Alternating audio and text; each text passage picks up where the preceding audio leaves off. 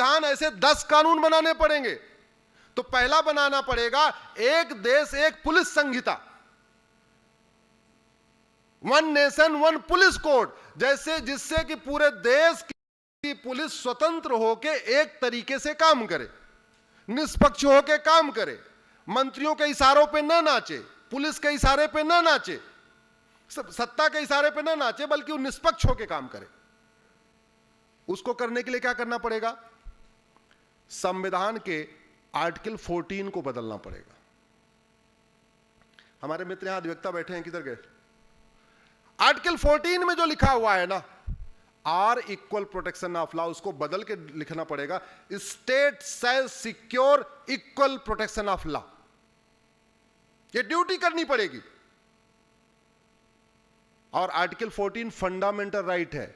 Fundamental right को बदलने के लिए 2/3 बहुमत चाहिए। लोकसभा और राज्यसभा में अलग अलग तो हो नहीं सकता, तो ज्वाइंट में 2/3 चाहिए। ज्वाइंट में 521 सांसद चाहिए, राज्यसभा में 117 है, तो टोटल लोकसभा में कितना चाहिए? कितना चाहिए? 400। भारत में कानूनों का एक मकड़ जाल है। घूसखोरी का अलग कानून, जमाखोरी का अलग कानून, मिलावटखोरी का अलग कानून, कालाबाजारी का अलग कानून, नशा तस्करी के अलग कानून, मानव तस्करी का अलग कानून, अलगाववाद का अलग कानून, कट्टरवाद का अलग कानून, जिहाद का अलग कानून, धर्मांतरण का अलग कानून, घुसपैठ का अलग कानून, गोहत्या का अलग कानून। जितने अपराध उतने कानून, और इतना कानूनों का मकड़ जाल है। वो 10वीं पास बेचारा कांस्टेबल कहां से उसको इतना ध्यान आएगा? अरे जज भी कंफ्यूज है। अमेरिका, सिंगापुर, कनाडा में मैंने कभी नहीं देखा कि जो लोअर कोर्ट का फैसला हो, हाई कोर्ट उसका ठीक उल्टा कर दे और सुप्रीम कोर्ट ठीक उल्टा कर दे। यह भारत में होता है कि नहीं? डिस्ट्रिक्ट कोर्ट का फैसला अलग, हाई कोर्ट का फैसला अलग, सुप्रीम कोर्ट का फैसला अलग। इसका मतलब 2 ही कारण हो सकता है, या तो जज इनकम्पिटेंट है, और या तो कानून ठीक नहीं है, क्रिस्टल क्लियर लैंग्वेज नहीं है। अदरवाइज उसी कानून को पढ़ के डिस्ट्रिक्ट कोर्ट फांसी दे देती है, उसी कानून को पढ़ के हाई कोर्ट आजीवन कारावास कर देता है, उसी कानून को पढ़ के सुप्रीम कोर्ट माफी कर देती है। तो या तो डॉक्टर गड़बड़ है, या तो, जोर से बोलिए, या तो डॉक्टर गड़बड़ है, या तो दवाई, या तो जज इनकम्पिटेंट है, या तो कानून घटिया है। ये मेरे हाथ में अमेरिका का फेडरल पिनल कोड है। वहां कानूनों का मकड़जाल नहीं है, वहां एक किताब है बस, केवल एक किताब। इसी एक ही किताब में, इसमें 150 चैप्टर है, चैप्टर वाइज एक एक अपराध कर दिया। तो हमने जो 150 कानून बना रखा है, एक अपराध के लिए एक कानून, इन्होंने क्या कर दिया? एक अपराध के लिए एक चैप्टर डाला। चैप्टर नंबर 1 ये, चैप्टर नंबर 2 ये, चैप्टर नंबर 3 ये, चैप्टर नंबर 4 ये, चैप्टर नंबर 5 है। फायदा क्या है? जो कांस्टेबल एफआईआर लिखता उसके लिए भी आसान, उसको 50 कानून अलग अलग खोलना नहीं है, एक ही किताब के इंडेक्स में जाना है। आपने जैसे कंप्लेन लिख दिया कि फला फला मैं यहां जा रहा था, राजेश चेतन जी, मैं यहां गया, हमसे 2 आदमी मिले, हमको गाली दिए, मेरा मोबाइल छीना, मेरा ये किया, मेरा वो किया। वो एक ही किताब में गया, इंडेक्स देख रहा, अच्छा गाली दिया, चैप्टर नंबर ये, मोबाइल छीना, चैप्टर नंबर ये, स्नैचिंग किया, ये माँ बहन की गाली दिया, चैप्टर नंबर ये किया, चैप्टर नंबर 10। एक ही किताब खोला, फटाफट एफआईआर लिख दिया। और जब एफआईआर अच्छा हो गया तो जांच अच्छी हो जाएगी, जांच अच्छी हो जाएगी, ट्रायल अच्छा हो जाएगा, ट्रायल भी अच्छा हो गया तो सजा हो जाएगी।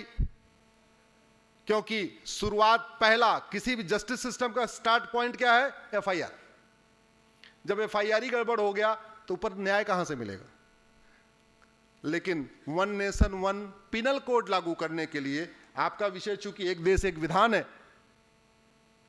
तो आप में से कुछ लोग ये भी सोच रहे होंगे एक देश एक विधान का मतलब एक देश एक नागरिक संहिता नहीं, एक देश एक दंड संहिता भी मतलब है।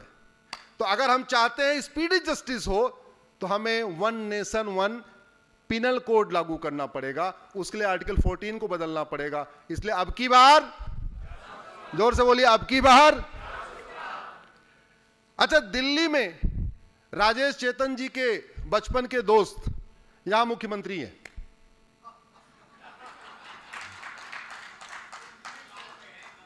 ये दोनों एक ही साथ खेलते थे,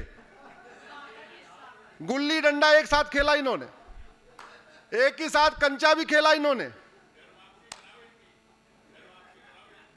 अब जब तक वो बाहर थे रोज प्रेस कॉन्फ्रेंस करके झूठ बोलते थे, अब जब से अंदर गए हैं तब से उनके विधायक, मंत्री और कई बार तो भाभी जी भी झूठ बोल रही है, बोल रही नहीं बोल रही। उनके विधायक प्रेस कॉन्फ्रेंस करते हैं कि उन्होंने ऐसे जान का खतरा है। मतलब सोचो कितना सफेद झूठ। तिहाड़ जेल किसके अंडर में? दिल्ली सरकार के। तिहाड़ जेल में कौन बैठा? दिल्ली का मुख्यमंत्री। और दिल्ली का मुख्यमंत्री अपने जेल के सुपरिंटेंडेंट पे आरोप लगा रहा है कि जेल में हमारी हत्या हो सकती है। एक राज्य का मुख्यमंत्री अपने ही जेल के ऊपर आरोप लगा रहा है। यह भी नहीं, क्योंकि पता है क्या सोचता है, झूठ बोल लो कोई फर्क नहीं पड़ता, इतने लोग समझदार थोड़ी हैं। लोग सोच रहे होंगे तिहाड़ तो सेंटर के अंडर में है, तिहाड़ का बड़ा नाम है, तो लोग सोच रहे हैं तिहाड़। अरे भैया तिहाड़ सेंटर में नहीं है, तिहाड़ दिल्ली सरकार के अंडर में।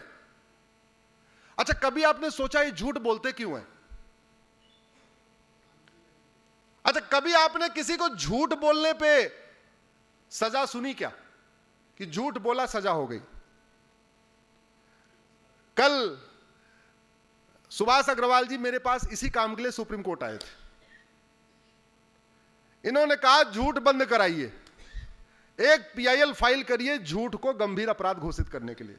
इसी विषय पे किसी एक और साथी को लेके आए थे, शायद वो नहीं है। अच्छा, आए हुए हैं, कहां है? अच्छा, वो पीछे बैठे हैं।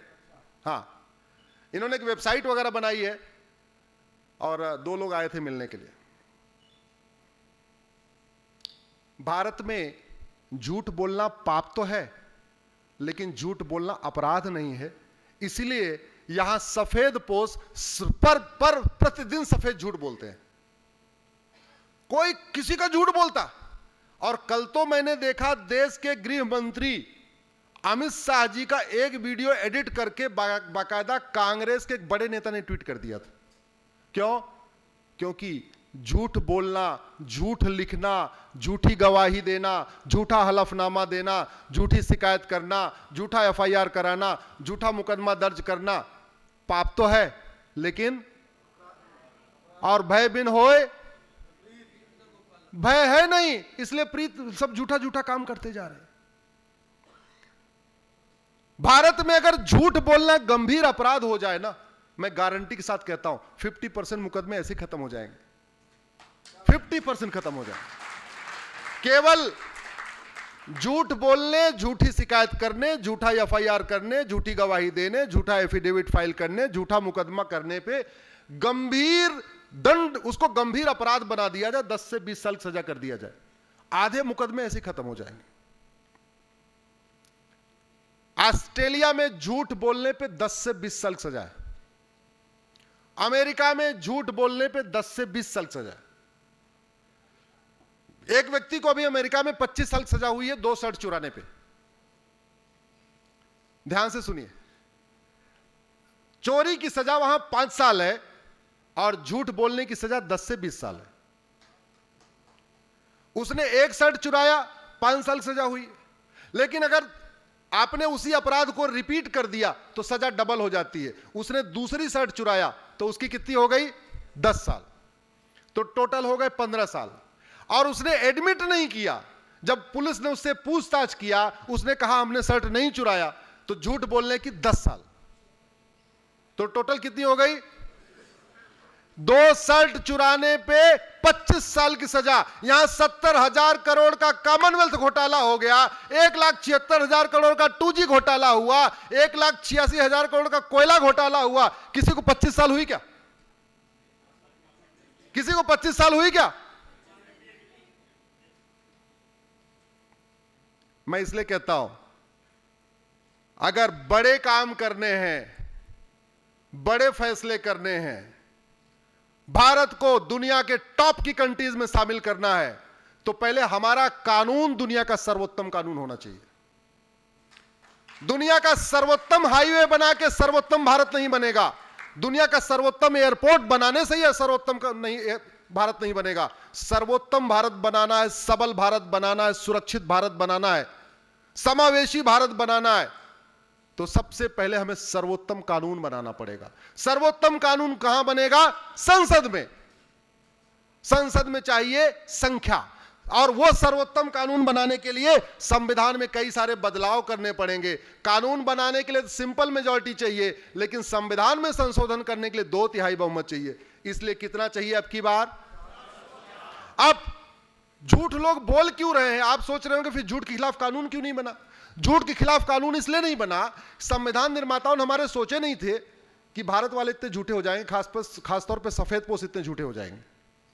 क्योंकि जिसका जैसा चश्मा उसको वैसे दिखाई पड़ता है। वो सारे बेचारे अपना सब कुछ त्याग बलिदान करके आए थे जो संविधान सभा में थे, वो तो झूठ बोलते नहीं थे। तो उन्होंने सोचा नहीं कि आने वाली नस्लें इतनी सफेद झूठ बोलेंगे। तो आर्टिकल 19 में फ्रीडम ऑफ एक्सप्रेशन तो लिखा हुआ है, लेकिन उसमें कोई लिमिट नहीं डाली। तो अगर हम चाहते हैं झूठ बोलना बंद हो तो फ्रीडम ऑफ एक्सप्रेशन में लिखना पड़ेगा subject to public order, health and morality. एक सेंटेंस जोड़ना पड़ेगा। वो एक सेंटेंस जोड़ने के लिए आपको 2/3 बहुमत चाहिए। अब की बार हम आर्टिकल 19 में आगे क्या, परम पूज्य आदरणीय गोविंद गिरी जी महाराज जी आ गए हैं। आइए सब लोग स्वागत करें, सब लोग स्वागत करें। आप आए, बहुत बहुत आभार गुरुदेव, बहुत बहुत आभार। अब आपका चले। अरे नहीं भले